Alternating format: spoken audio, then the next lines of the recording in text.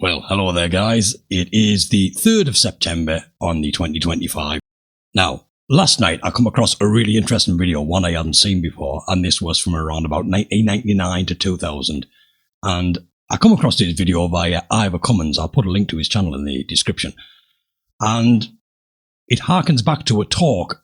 Everything we see in the world right now, it's not something new, it's not a new design, it's not a new idea. Over decades, this is something that's been coming together, and now we're at the point where they are ready to fully implement it. During COVID, we had the push to everything. COVID was the thing that allowed a lot of things that's happening now to happen. Wherever you stand on climate change, it's BS. It really is. The Earth has a cycle. It heats up, it cools down. It's natural. Now, I remember I started school through the 80s, and back then we had the push for, it wasn't climate change, it was global warming. That was the rhetoric when I was at school. And I remember sitting in primary school, we were sat with our legs crossed in assembly, and we had this video play about the ozone layer, because I don't know what happened to the hole in the ozone layer, but when I was a child, there was one there, and they were afraid it was getting bigger. They give predictions for around about mid-2000s that the ice caps would start to melt. By the time we're at now, we were projected to be underwater. Many of the continents were to be submerged. Now, that never happened. They've had the global push for a long time. They keep making these predictions and they fail miserably. I remember at school, we had to, and I'm talking the 80s, had to recycle cans, glass, and crisp packets. There was a big drive. We used to have big bins in the main hall. And as we passed through, we put our crisp packets in this one, our cans in that one. It was a big push to recycling to save the ozone layer, this magical hole, what no longer gets coverage at all, does it, the magic hole? So there's been a big push to a big design. I keep on saying this is by design. I'm not going to rabbit on too much. I'm just going to press play and we'll watch this video. And then at the end, I'll put in some clips of how everything we've gone through has come to this. And now what the leaders are now pushing. It's the same agenda. This has gone on since the 40s. This is an agenda that's being pushed. You, my friends, are the enemy. You are the problem. And by you, I mean us, me, we. Just give it a watch. Just let it sink in. As various nations and power groups struggle for supremacy over this new world government, and how everybody else in the entire world seems to know what's going on except the American citizens who have been kept in the dark. Now, one of the things that has made me extremely successful, and one in which the New Agers, the globalists, do not want to touch or argue with from the standpoint of trying to prove me wrong, is that I use their own documents against them. Hence, we will be using a lot of overheads tonight that I take direct quotes out of what different globalists have said, or United Nations documentation, or United States documentation, to show you step by step what has been actually happening, where we are today, and where we're likely to be in the near future. So without further ado, let's go ahead and get started so that we don't go into the wee hours of the morning. And I want to start with something that was happening way back in the creation of the United Nations. The United Nations, when it was sold to the American people back in 1945, we were told basically that there was no intention on the part of any of the leadership in the world to make the United Nations into a world government. Well, that's not true. The following year, Assistant Secretary William Benton made a speech before UNESCO. That was the first year of a UNESCO, in which he said, and I quote, "As long as a child breathes the poisoned air of nationalism, education and world-mindedness can produce only precarious results. As we have pointed out, it is frequently the family that infects the child with extreme nationalism. The school should therefore use the means described earlier to combat family attitudes that favor jingoism, or as it's defined, nationalism, and we shall see presently recognize in nationalism the major obstacle to development of world-mindedness. We are at the beginning of a long process of breaking down the walls of national sovereignty. UNESCO must be the pioneer." That was 54 years ago, and we're almost there now. Perhaps by the end of the year 2001, we will have a world government. Now, it may not happen that soon, and we'll discuss the ins and outs and the ramifications of what's liable to happen a little bit later on in my discussion. One of the things that we need to recognize as to how this is being done. And the best, most succinct diagram or illustration of this that I could find comes from a man by the name of Professor Carroll Quigley, who was a Harvard economist, who also a historian, and also was at George Washington University. Is that right? That seems wrong for some reason. Georgetown University, thank you, in Washington, D.C., where he taught William Jefferson Clinton. During the 1950s and the 1960s, Professor Carroll Quigley had an inside track within the international community in which he communicated, they accepted him as one of their own, and he studied from a historical standpoint the ins and outs and nuances of what this group of people were attempting to do. And he wrote a book then that was published in 1966 called Tragedy and Hope. Some of you may have a copy of this. It's about that thick. It's over 6,000 pages long. It is literally an in-detail description of every action and what they're planning on doing. That book lasted for 1 week on the shelves before he was forced to remove it. And obviously, because it was a week on the shelves, there were copies made, and it's been reprinted since, so it is available still. And one of the paragraphs, I think, that was taken out of this, I have not read the entire book, obviously, but it is a tremendous reading source if you have the time, have a few spare hours, just to pick it up anywhere and start reading what these globalists are attempting to do. And this one paragraph really describes, I believe, exactly what it is they're trying to do.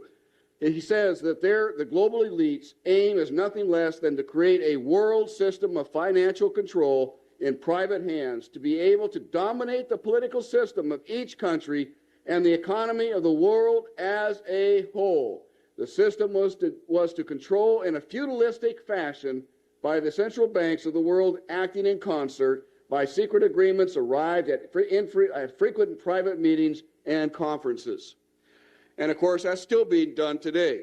It's primarily through the financial community, the global financial community, primarily of the United States and Britain, that is advancing this world government, but also all of the European market, the European Union, as we'll see a little bit later on. The Council on Foreign Relations, many people think this is the boogeyman of the secret societies of the globalists. It's not. It's a front group. About 800 people belong to it. Mostly it's a good old boys club. However, there is a core at the center of the Council on Foreign Relations that is very active in promoting world government and is using the whole CFR apparatus, as it were, as a smokescreen. And they publish, usually in their publication called Foreign Affairs, those kinds of thinking that they're ready to institute in the world. And this one happens to be done in 1970, just 3 years after the publication of the Iron Mountain Report, which calls for, if we're going to create a world government, we can no longer use war as a mechanism to cause fear amongst populations and therefore allow us to control the behavior of populations through fear. We have to find an alternative, and the Iron Mountain Report, named after the first meeting held in Iron Mountain, New York, along the Hudson River, and those nuclear bunkers built into the mountainside there, where they actually have defined what it was that they wanted to substitute the threat of war for in order to be able to control populations. And they settled on, in 1967, in their publication called the Iron Mountain Report, the environmental holocaust. In 1970, 3 years after that publication, Foreign Relations began to publish a series of articles describing the ecological holocaust that was facing the world. And in this particular issue, the first issue done by George Kennan to prevent a world disaster, where it sums up in 3 points that the eco-crisis is a global threat so great that it endangers all of life on Earth. In other words, it's going to affect all of us if we don't do something about it. The crisis should be controlled by a partnership. Now, I want you to remember the word partnership, because the partnership is made up as an unholy triad between government and business, and today, non-governmental organizations. At the time this was written, non-governmental organizations did not exist. But now it's the unholy triad or unholy trinity made up of government, specifically the United Nations, business, and non-governmental organizations operating under a central international super agency. Now, this will be a supranational EPA-like organization.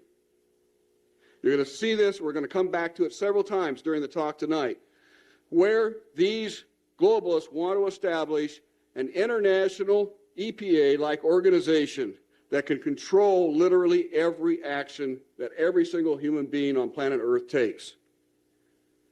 Under a central international superagency to regulate the environmental issues, and finally, the new crusade must proceed, at least to some extent, at the expense of the immensely dangerous preoccupations that are now pursued under the heading of national defense.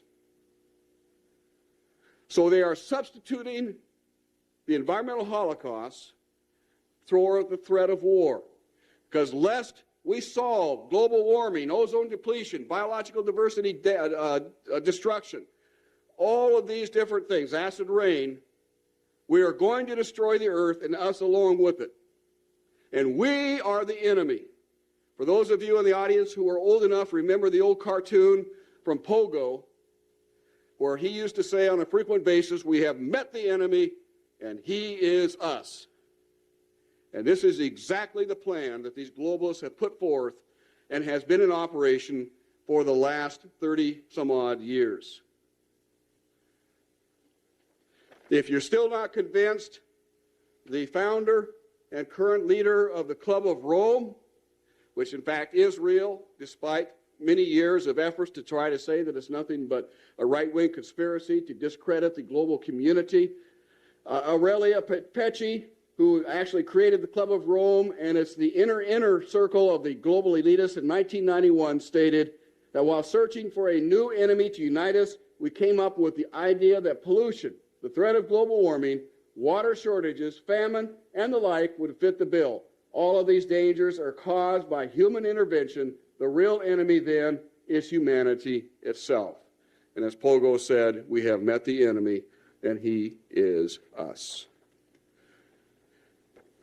And of course, this finds its way through international leadership, especially within the Clinton administration. In 1997, Bill Clinton addressed the General Assembly of the United Nations, in which he said that the forces of global integration. Now, what is global integration? Global integration is the process of bringing together the nations of the world into a world government. Now, they call it global governance.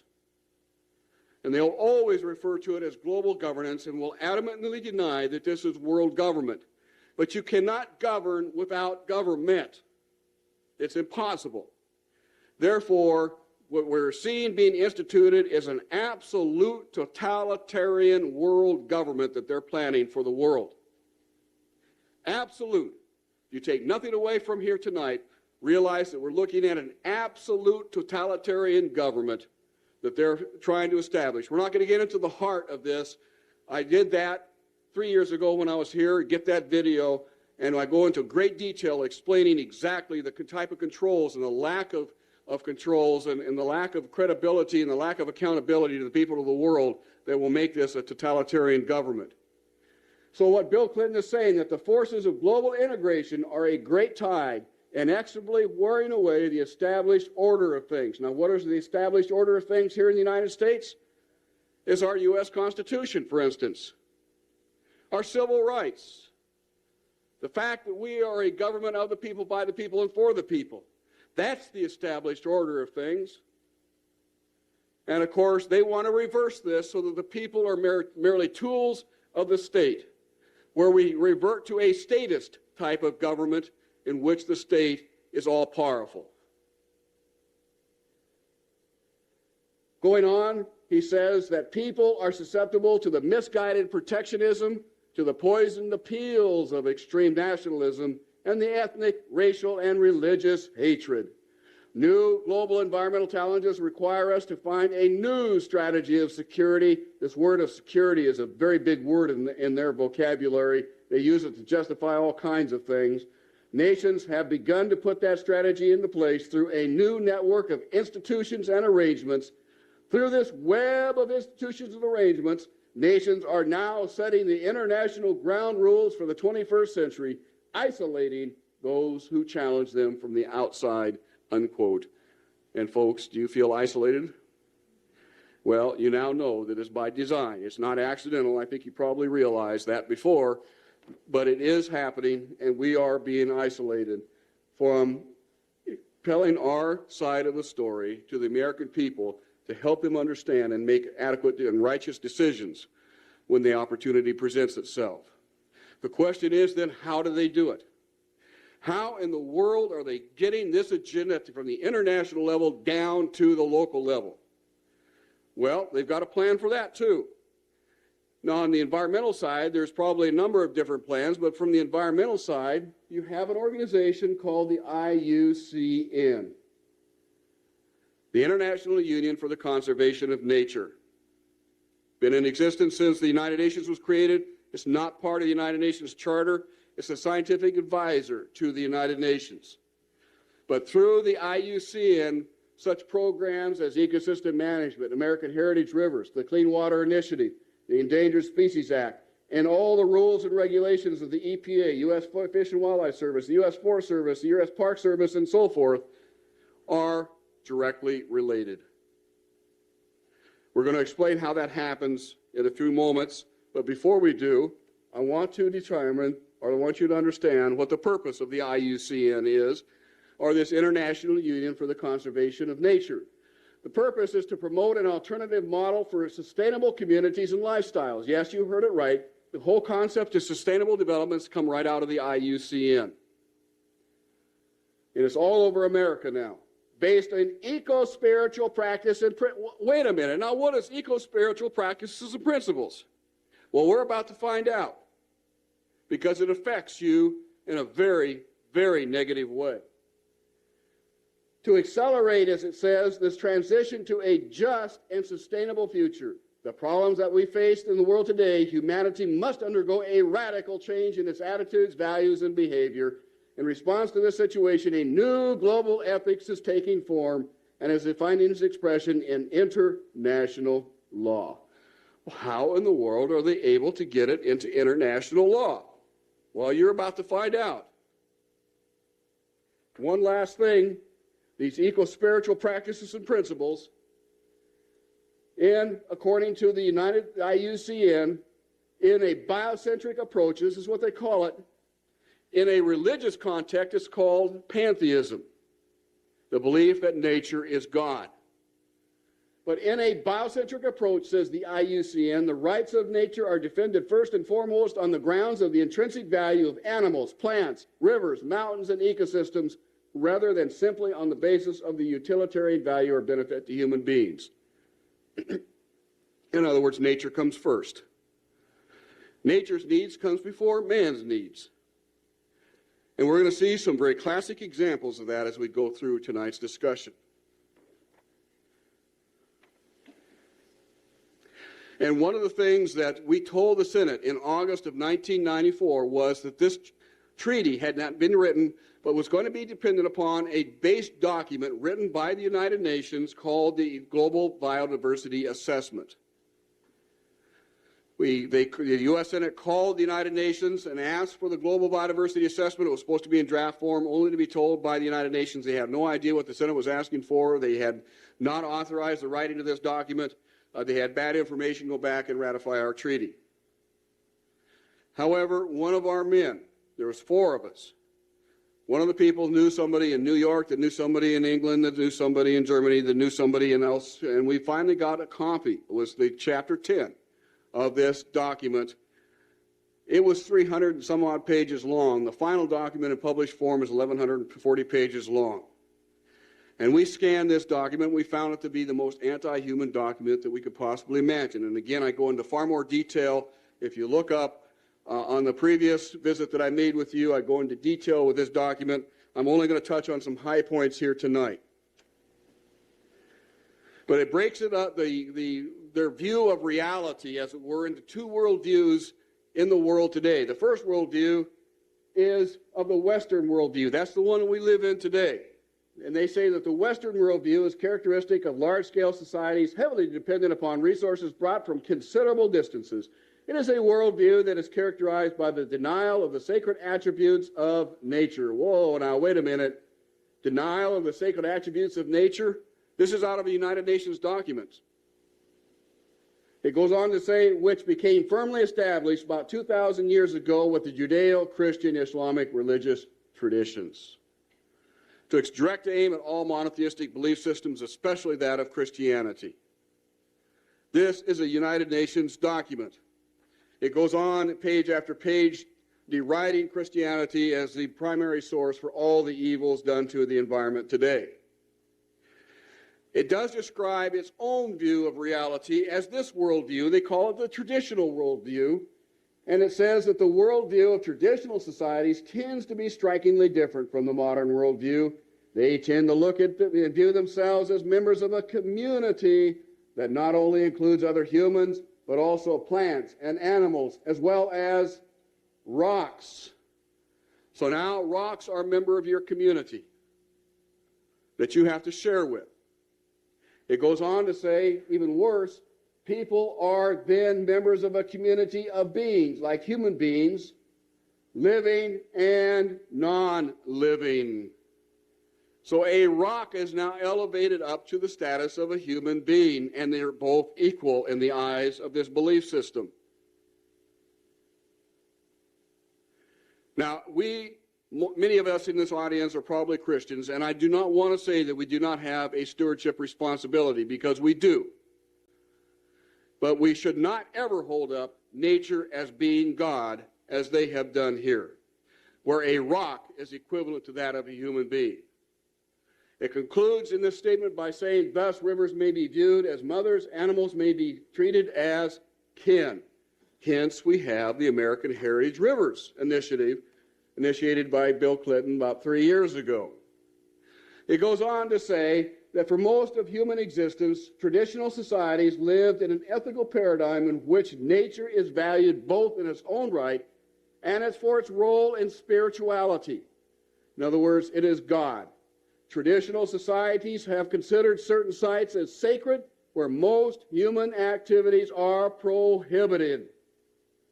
Remember this phrase. Traditional societies have considered certain sites as sacred where most human activities are prohibited. That is the heart of the Convention on Biological Diversity.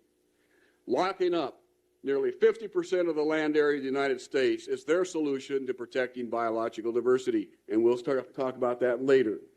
The quote goes on by saying, most societies have also considered certain species as sacred, or how these species are incarnations of, or in some ways associated with gods and deities, or how they have magical powers. Reincarnation is a major factor with many of these people. Not all of them, but many of them. Hence, rocks will eventually incarnate into lower life forms, which will incarnate into animals and plants and so forth, which will eventually incarnate or evolve into human beings. Therefore, they have as much right as a human being. That's their logic. And unless you understand this, you will be totally buffaloed or baffled by why they do certain things and why they are so zealous in protecting things of nature. And again, I do not want to denigrate the concept of stewardship and the responsibility that each and every one of us have in protecting and respecting what God has created. This has led then to the Earth Charter.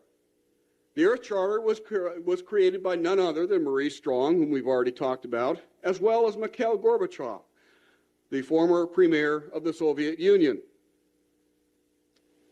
These two men got together in 1992, took what they believed out of the Earth Summit in Rio de Janeiro, and started to put together this Earth Charter.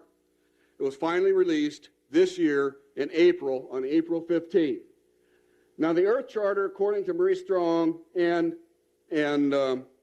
Mikhail Gorbachev, in their writings, they say that a consensus has developed that the Earth Charter should be the articulation of a spiritual vision that reflects universal spiritual values, including but not limited to ethical values. A people's charter that serves as a universal code of conduct. Remember that. This is universal. Every one of us is going to have to ascribe to this particular concept. Universal code of conduct for ordinary citizens, educators, business executives, scientists, religious leaders, even the pastors of Christian churches will have to accept this new earth-based ethic called the Earth Charter.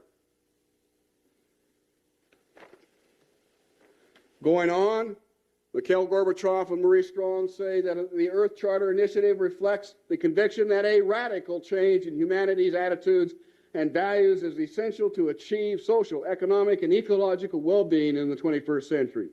The Commission plans to circulate the final version of the Charter as a People's Treaty beginning in mid-1998. The Charter will be submitted to the United Nations General Assembly in the year 2000, which has been done. They are now considering the Earth Charter for ratification. And there is a treaty that's awaiting in the wings of the IUCN called the Covenant on the Environment and Development, that as soon as the United Nations accepts the Earth Charter, will be brought out as an international treaty for the nations to sign that will put into legal force the various provisions of this particular creed. This has real-world ramifications. The Bureau of Land Management, of which California has much, most of the eastern United States does not have any Bureau of Land Management land, but the western half of the United States does. In fact, the Bureau of Land Management controls most of western land. They came out in 1994, in March 30th of 94, with a plan called the Ecosystem Management. And in the chapter called the Human Dimensions in Ecosystem Management, the objective and purpose of that particular chapter states that all ecosystem management activities should consider human beings as a biological resource. In other words, you and I are nothing more than biological resources for these elite people in the Bureau of Land Management to manage. We have no more value than the rocks and the trees that they also manage. This right out of a government document. And needless to say, we took this to the U.S. Congress, and it's created quite a stir back in 1994. That language is no longer in there. The very fact that it was shows the mentality of these people. And that mentality was brought out very clearly this past year. The great fire season of the year 2000, in which we literally saw nearly 7 million acres burn up, primarily in southern Idaho and Montana, but really all over the western United States. It was a bad fire year. We were going to have a lot of fires, a lot of major fires. The problem was that because of this belief system that permeates the U.S. Forest Service and the Bureau of Land Management now, many of these fires, the actual fire officials argued for as many as 3 days before they lifted the first shovel against those fires, whether or not they should send bulldozers in to build fire lines, because they may rip out a plant or two of an endangered species. 3 days they waited. And of course, if any of you have had fire management experience, and I have, while I was working, I have my degree in forestry, and while I was working in my younger years, I fought many project fires, and I'm very familiar with how to fight fires, especially in that part of the country, because I had my education in the western part of the United States. This is not the way you fight a fire. You put crews in there immediately, and you start building fire lines to contain that fire when it's still just a few hundred acres. If you can control that fire in the first 5 or 6 hours, chances are you can keep it to several hundred acres. By arguing for 3 days whether or not they should build fire lines, whether or not they should use retardants, airplane dropped retardants because some of those retardants may drift into streams and cause pollution in the streams, which could damage the aquatic life and some of the trout, the endangered trout, the bull trout. Meanwhile, while they're arguing about it, the fire advanced from several hundred acres to several thousand acres to 100,000 acres to 500,000 acres. The streams were boiled dry, the trout were killed, while they were back in the camp arguing whether or not they should be using these fire suppression techniques. This is the real world lunacy of this belief system. And I'm adamant about that word lunacy because you can describe it in no other way. It is lunacy. And they want to run the world this way. We have to stop them. It means the demise of civilization as we know it. It's not hard to imagine that if you believe that humans are the cause of all the Earth's problems, that we're overpopulated. And indeed, this document, the Global Biodiversity Assessment, states that the population growth has exceeded the capacity of the Earth's biosphere to support us. They give two solutions, and only two, to this problem. The first is that it's estimated that an agricultural world in which most human beings are peasants should be able to support 5 to 7 billion people. Well, folks, we have 6 billion people right now. That means all of us in this room, or nearly all of us in this room, are going to have to become agrarian peasants if we use this solution. Do you want to become an agrarian peasant? Do you want to live in a metal shack someplace with a dirt floor, maybe a bed or two? You want to have them tell you how many kids you can have? Because this is exactly what they have in mind. This is their solution. This isn't mine. I didn't use the word peasants. They used the word peasants. Now, not too many of us are too wild about that particular option, are we? They give you a different option. In contrast, they go on to say a reasonable estimate for an industrialized world society at the present North American material standard of living would be 1 billion people. So if we wanted to maintain our current standard of living, we would have to reduce the Earth's human population by somewhere around 70% in the next 30 to 50 years, according to this document. Those are the only two solutions that they provided to what they consider the human overpopulation. A reduction in the Earth's human population by about 70%. So 70% of us, or 7 out of 10 of us in this room, would have to offer ourselves up on the altar of nature in order to save planet Earth. It's lunacy.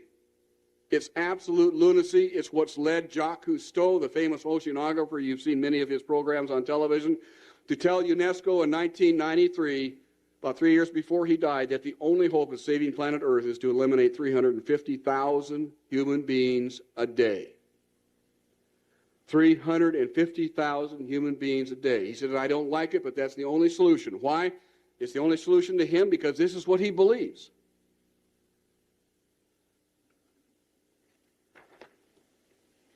Now, the United Nations was wise enough not to put in a method of how they're going to eliminate 70% of the Earth's human population in the next 30 to 50 years. That would have probably caused too many eyebrows to rise. But in a different part of the document, they gave a pretty good hint as to how they planned to do it. They go on in the agricultural section. He says that fertilizers have played an essential part in producing the world's harvest is undisputed. In other words, they're saying that the green revolution from the 1970s, 60s, and 70s that actually doubled, quadrupled, and so forth food production that fed the world with an increasing population. Yes, we had starvation, but it wasn't because there wasn't enough food. It was because of poor distribution or more likely corrupt governments. They recognized that the Green Revolution solved the problem. But they go on to say, it is estimated that if the use of fertilizers ceased, the world's harvest would be cut almost in half. It goes on to say, however, the negative side of the equation is that nitrates from fertilizer seep into the groundwater aquifers and so forth, and therefore we must reduce or eliminate the use of fertilizers. Now, I realize there is a lot of good evidence to suggest that we just can't pour fertilizers on and expect to have the nutrition that we should have. I'm not going to get into that discussion tonight. The fact that I want to get into is the fact that they're willing to take a course of action that would reduce the world's food production by 1/2, in this case, probably more because they would also reduce the use of pesticides, knowing full well what would happen if they did that we would lose 50 to 60 to 70% of the Earth's human population in the next 30 to 50 years. It's astonishing. It literally is astonishing what this belief system will do to the mind of an otherwise normal thinking human being, willing to kill and subvert their fellow man for the good of their god, planet Earth, or the Greek goddess Gaia.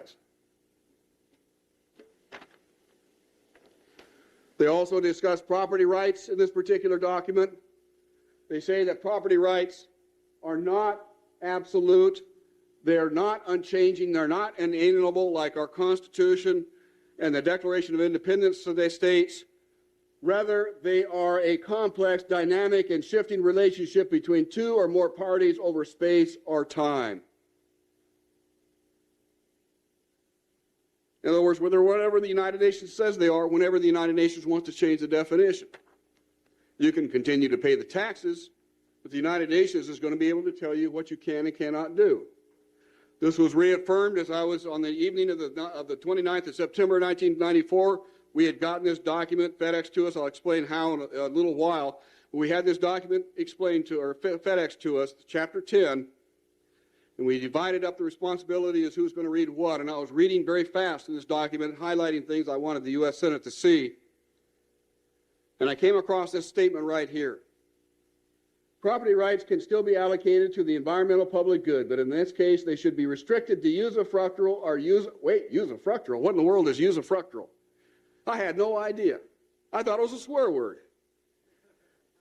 I had to go look it up in my dictionary, and the dictionary I used was a 1956 Collegiate Dictionary, Webster Dictionary. Shows you how old I am.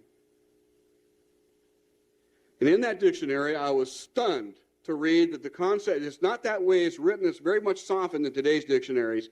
You can still see it there, but it's not as clear-cut as the dictionary I used, and that basically said that the concept, the usufruct concept, was first developed by the Romans in the Roman Empire, and it means the Caesar owns everything. And he allocates out by right and privilege to those whom he wants the right to grow crops, the right to build a home, the right to build a business, whatever it is that these people want to do. You have to kowtow, you have to grovel before the local governor in order to be able to do that, because he holds all the property rights. What is at stake is more than one small country. It is a big idea, a new world order, where diverse nations are drawn together in common cause to achieve the universal aspirations of mankind: peace and security, freedom, and the rule of law. So I say we must clean the house of white America of racism. Americans who are in the white majority should be proud to stand up and be heard denouncing the sort of racist rhetoric we heard on that tape, so loudly and clearly denouncing it that our black fellow citizens can hear us. White racism may be black people's burden, but it's white people's problem. We must clean our house. But this global pandemic has also created an opportunity to build back better. Building back better, this pandemic has provided an opportunity for a reset. This is our chance to accelerate our pre-pandemic efforts. Now we have to accelerate because we are living the first consequences of basically climate disorders. It's time to rush, and President Biden is 100% right to do so.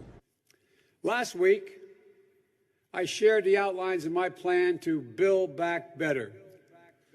It's about building this country back better.